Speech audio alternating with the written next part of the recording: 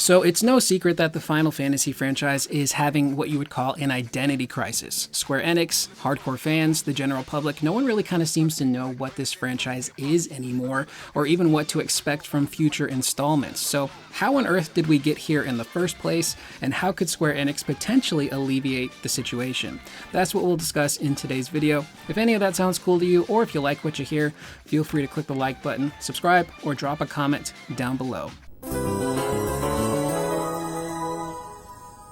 So the impetus for this video is from an article from gamesindustry.biz where Rob Fahey kind of takes a look at the overall situation of Square Enix and Final Fantasy in particular, and how that franchise is seemingly having an identity crisis. It's also slumping in sales, which is not characteristic for the Final Fantasy franchise. So I'll leave a link in the description down below if you guys would like to check out that article for yourself. It's a pretty interesting read, and I think there's a lot of things that you could pull from there to kind of figure out what the heck's going on. But one of the first things I think are Square Enix's sales expectations. So Square tends to hold high sales expectations for all of their games, whether it's Final Fantasy or Tomb Raider. And oftentimes those games just don't meet those internal sales expectations. Speaking of Tomb Raider, when Square held that IP, those games sold relatively well, but not well enough for Square. And every single time a new Tomb Raider would come out, sales would not meet expectations according to Square. And I think one of the reasons why is their former president, Yosuke Matsuda. The guy just seemingly kind of ran the company into the ground, greenlighting projects with massive budgets, trend chasing with things like NFTs and blockchain. And we'll get more into trend chasing a little bit later, but I still think those effects of his regime are being felt by Square Enix today. So it might take a while for them to kind of undo some of the damage that he's done. But there is some realistic aspect to those sales expectations because of these budgets for the games. Granted, we don't know what the budget was for a game like 16 or 7 Rebirth. We just know that they were probably really high, which means that they in turn have to sell a ridiculous amount of copies to even break even for these games. And there's so much that goes into game sales, including service fees, seller fees from companies like Amazon, Sony, Best Buy. So for example, a game like Final Fantasy VII Rebirth, which is $70 standard. When that game is sold, Epic, who is the creator of the Unreal Engine, which Rebirth was developed on, will take a percentage of that sale. And then depending on where that copy was sold, the merchant, Amazon, Sony, Best Buy, Target, they also take a percentage. So based on what those percentages are, Square Enix is now probably left with a profit that's like maybe $40, maybe 50. Granted, we don't know the numbers. So they have to sell a lot to meet these expectations. So I think by reducing the budget of these games, you can still put out high quality games that people will enjoy. And I think that the developers at Square Enix are talented enough to figure out how to properly utilize any budget, honestly. Another factor is, again, we've run this one into the ground, but that is platform exclusivity. Now, I don't know if Xbox would make that big of a difference for sales for games like 16 or Rebirth, but it is something. But I think the bigger thing is PC. As the games industry article mentions, PC is a much more important platform. And that's something that I mentioned in previous videos. You had Matt Piscatella, who is the head of Circana. They tend to track all of the trends and sales and where gaming is moving. And based on some of the sales and information they have, gamers tend to be moving away from consoles and towards PCs and mobile gaming. And having your game available day one on PC, I think would make a big difference, because the longer you wait, the more people lose interest and you have lapsed fans, which again, we'll touch on a little bit later. So making sure that a big game like a Final Fantasy 16 or a 7 Rebirth comes out day and date on console and PC, I think is a massive thing that really needs to happen. And based on the restructuring over at Square and their new multi-platform approach, I think that's what they're going to start doing eventually. Now, the other thing I just mentioned are lapsed fans. A lot of fans just aren't interested in Final Fantasy anymore. And I want to bring up a tweet from Daniel Ahmed, which reads kind of harsh, but there is a lot of truth to it. And he goes on to say, the reason Final Fantasy games have seen declining sales is because only super fans that were 15 in 97 and played 10 plus Final Fantasy games in the past year are buying them. They're not appealing to general fans and new audiences. Now again, that's a bit of a harsh tweet, but the truth can kind of punch you in the face sometimes. And honestly, I think he's right. There are so many fans of Final Fantasy that are lapsed. What do I mean when I say lapsed? People who lose interest. maybe it just takes too long between games and they find something else or they grow out of the franchise. And that nostalgia for Final Fantasy VII is what got me interested in what Square Enix was doing with Final Fantasy again, and it got me captivated again for 7 Remake and excited. But I stayed because 7 Remake, you strip away the nostalgia, the game is still really good. It's a sound, fun action RPG at its core. So it was still a very good game that still had the identity of the older Final Fantasies to me. And when you look at modern day Final Fantasy, it takes forever for these games to come out. They don't come out at a consistent rhythm. Now, I'm not saying you have to release a Final Fantasy every year like it's Call of Duty, but the dev times for these games definitely need to be figured out and shortened while trying to maintain quality. You look back in the day with Final Fantasy VII, that came out in '97. And then you look at Final Fantasy X, which came out in 2001. So in a period of 4 years, they released 5 different Final Fantasy games. So they were consistently coming out. And the general public was like, oh, I can keep up with this franchise. I just played one a year ago or 2 years ago. Now they've got a new one. I'll check it out. You compare that to Final Fantasy XV, which did sell well, but it wasn't critically well received. That came out in 2016. We wouldn't see the next mainline Final Fantasy XVI, come out until 2023. That's a 7-year wait time. That is exponentially long, and that's long enough for people to just lose interest. And I was one of those people. At one point in time, I was so in love with Square Enix and their games, but after a certain period of time, I find myself just kind of falling out with those games. And I think it may have started with Final Fantasy XII, which I hear is a phenomenal game, but there's something about that game that I just couldn't get into anymore, so I stopped playing it. Looking at 13, the same thing happened. I bought it when it came out, but I lost interest and didn't want to play it anymore. I skipped 14 because I'm just not into MMOs, and even when 15 came out, I didn't play it right away. I didn't play 15 until 2 or 3 years after that game actually came out, and I ended up falling in love with that game, and I still praise it to this day, the Royal Edition specifically. But even when I look at a game like Final Fantasy XVI, I struggled to get excited for that game. And I even mentioned that in some of my older videos of it looks interesting, but I'm not quite being captivated yet. I'm not gripped by this game and what they're selling me. I remember when it debuted, I think it was a PlayStation Showcase, may have been a State of Play, but the trailer's playing out and I'm like, oh, I think this is a new Final Fantasy.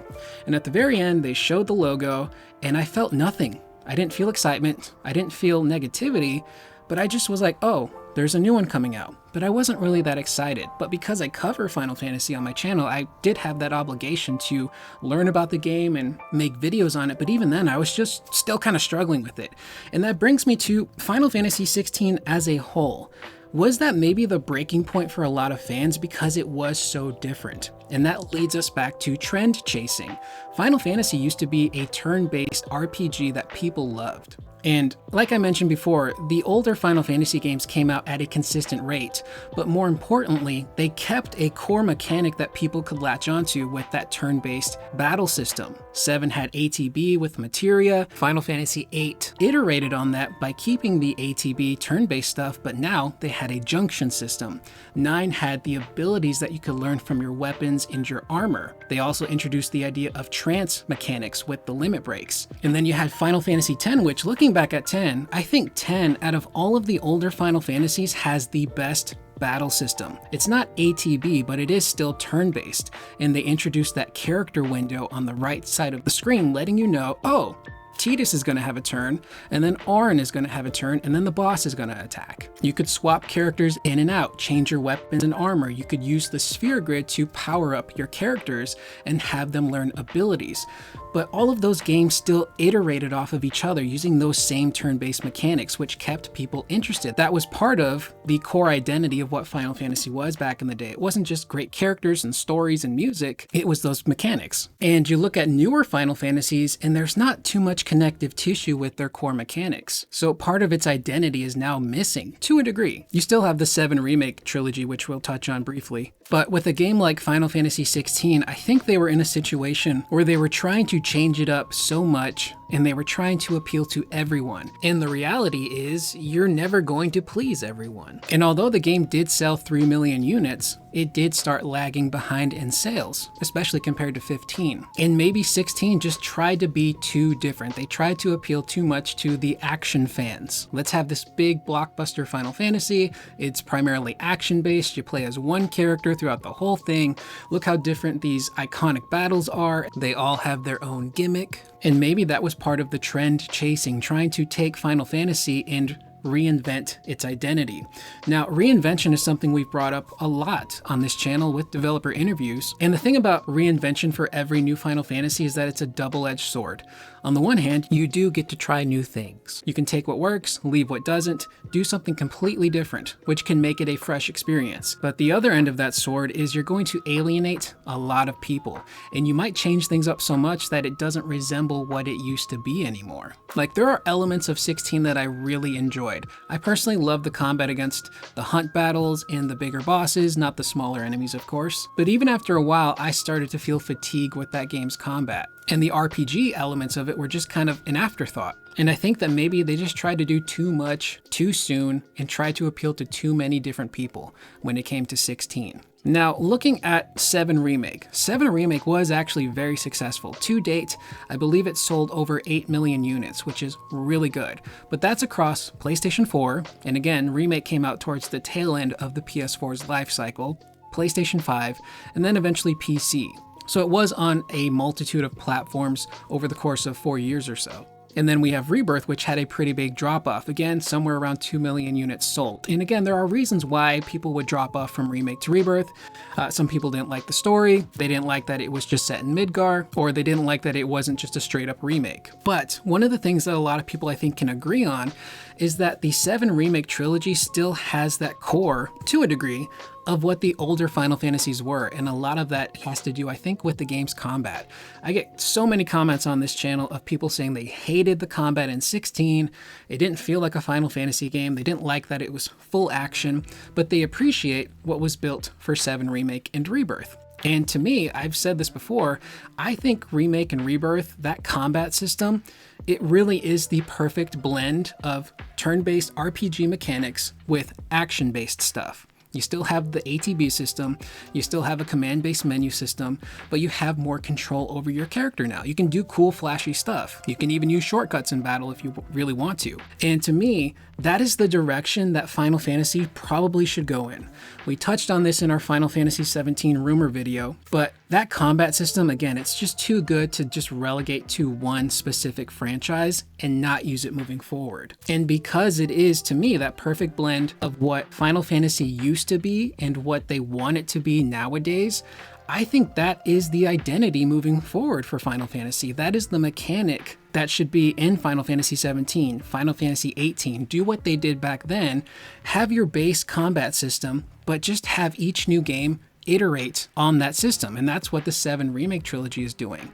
You started off with pretty bare bones stuff in Remake, ATB, command-based menu system, and then Rebirth kind of turned it on its head by adding synergy skills, synergy abilities. And I would expect Part 3 to do the same thing, iterate off of what was built on Rebirth. And I think if you do that, because, you know, Final Fantasy still has great characters, they still have interesting worlds, fantastic music, they're still event type games, but I think it's just the identity was so linked to that core battle system of turn-based. And I think maybe instead of Square running away from that and moving towards the action focus to, again, try to appeal to a lot of people, just embrace what you used to be. You can still be a little different and evolve, but you gotta embrace what made you the franchise that you were back then. And again, I think the 7 Remake trilogy is doing it the right way. And even going down the pure turn-based route is still a viable option. You look at franchises like Persona, which are turn-based and it's flourishing. The most recent Yakuza, Like a Dragon, does the turn-based action as well and it's flourishing. The long-rumored Final Fantasy IX Remake is supposedly keeping the turn-based combat from the original game. So if Square wanted to go back to that type of game, it's definitely an option. This isn't an issue that's going to be fixed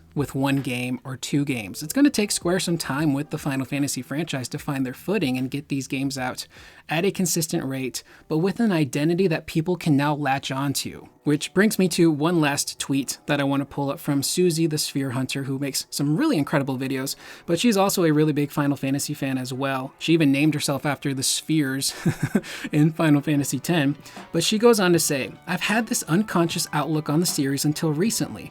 Final Fantasy is up there with Resident Evil and Metal Gear Solid for me. Sadly, after 16, I don't think I can blindly support another mainline Final Fantasy title. I want Square Enix to pick a gameplay style and innovate, not just wild card it every time." Which is where we end the video.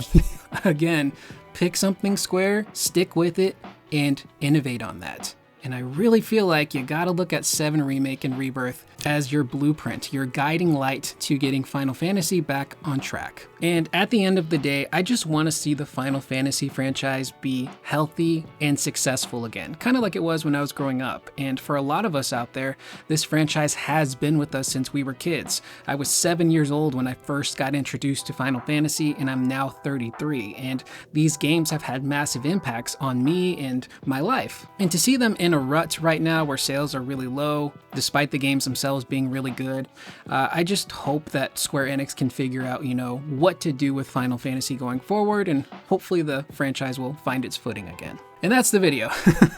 I know it was a really messy video. My thoughts are kind of all over the place because I can see both sides of the situation here.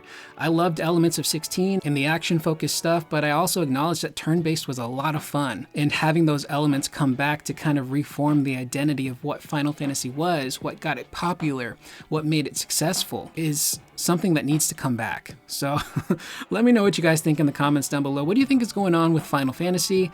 Are you someone who is happy with the direction they're going in with the mainline series like 16, or do you want them to kind of just take what 7 Remake is building and use that as the future of Final Fantasy moving forward? I'd love to hear your thoughts in the comments down below. I am Curious Corduroy. I will see you guys in the next video.